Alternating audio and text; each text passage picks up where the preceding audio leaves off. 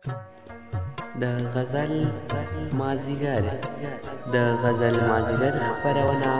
له کریم الله اتل سره پډکو سترګو مې د دوه سترګو ارمان کیږي په تمه ناست یم چې کله به باران کیږي خدایا احسان دې د بنده د هیرولو نه دی خدایا احسان دې د بنده د هیرولو نه دی د شرابونو روژه په اذان کیږي او د باریکۍ د ښایستونو باندې نه پوهیږي د باریکۍ په ښایستونو باندې نه پوهیږي په درزار هر ځلې سټوکه د نادان کیږي سلامونه مې قبول کې کریم الله تل یم او تاسو له ماموند ټي وي چینل څخه د غزل مازیګر خپرونه ګورئ درنو ملګرو د غزل مازیګر خپرونه کې راسره نن داسې یو ستوری میلمه دی چې په لږ وخت کې د میډیا باندې ډېر زیات مینوال پیدا کړي دي که هغه په لر دي او که په بر دي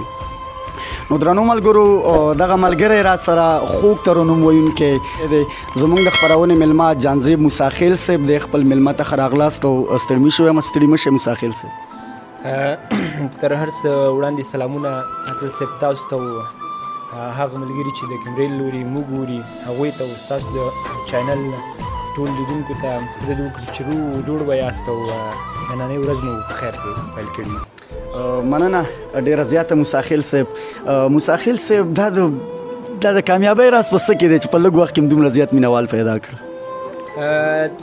هر سړی که کوښښ وکړي او مخکې لاړ شي کامیاب به وي او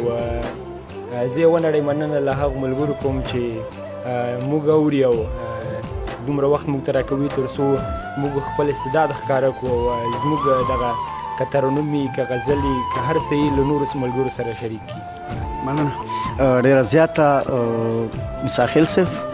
د خپرونې په دې وخت کې زه یو ترنم له تاسو اورو دا چې کوم ترنم به راته وکړې تر څو هغه مینوال هم راسره واوري او د هغوی د تندم راسره پکې خوړو به شي ول نه شعرونه خو خپل ډېر دي خپل ترنمونه خو ډېر دي خو ظهیر صاحب زموږ یو ملګری دی بلجیم کې دی ښایسته غزل لیکلی چې نه صبرېږي یاره بې له تا زړه سره څه وکړم نه صبرېږي یاره بې له تا زړه سره څه وکړم او راوستم ستا کوڅې له بیا زړه سره څه وکړم نه صبرېږي یاره بې له تا زړه سره څه وکړم ډېرې کتوبې د ښکلو یارانو نه کړم ډېرې کتوبې د ښکلو یارانو نه کړم ډېرې کتوبې د ښکلو یارانو نه کړم ډېرې کتوبې د ښکلو یارانو نه کړم ما ته کړي توبه را باندې بیا زړه سره څه وکړم ما ته کړي توبه را باندې بیا زړه سره څه وکړم او راوستم ستا کوڅې له بیا زړه سره څه وکړم نه صبرېږي یاره بې له تا زړه سره څه وکړم شپه د وصال تېره مشه وږی زړه لا موړ نه دی شپه د وصال تېره مشه وږی زړه لا موړ نه دی شپه د وصال تېره مشه وږی زړه لا موړ نه دی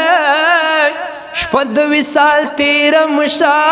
وږی زړه لا موړ نه دی غواړي دیدن غواړي تر سبا زړه سره څه وکړم او غواړي دیدن غواړي تر سبا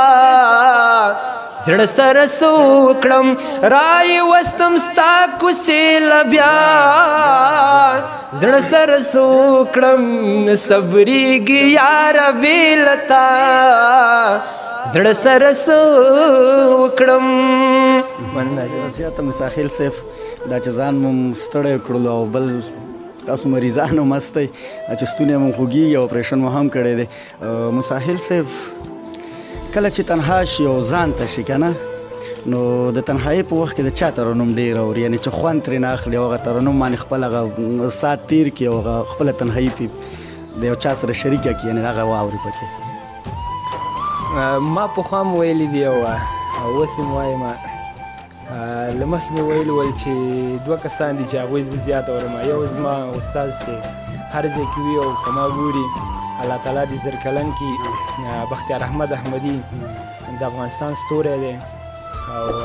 زیات د هغې اواز اورم او یو په ننګرهار کې خو موږ تاسو ته بهتره معلومه ده دلدار صاحب هغه اورو او کله کله چې کینو شاعرانه موسم خپله ځان ته جوړوو نو زیاتره ملګري داسې فکر کوي چې موږ به یعنې خوشحاله خلک یو خو هر سړی په ځان کې یو غم لري چې په همغه باندې پایي او په همغه باندې خپل لا وخت تېروي که خوشحالي که غم خو وخت د تېرېږي باید یو انسان یې تېر کړي هېڅکله په هغه څه ته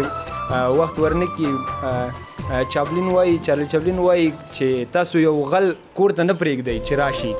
خو هغه کس خپل کور ته پرېږدئ زړه ته پرېږدئ چې ستاسو خوشحالیانې وړي نو موږ هغه کس ته وخت نه ورکوو چې زموږ خوشحالیانې ویسي خپله ځان خوشحاله ساتو الله هم خوشحاله لره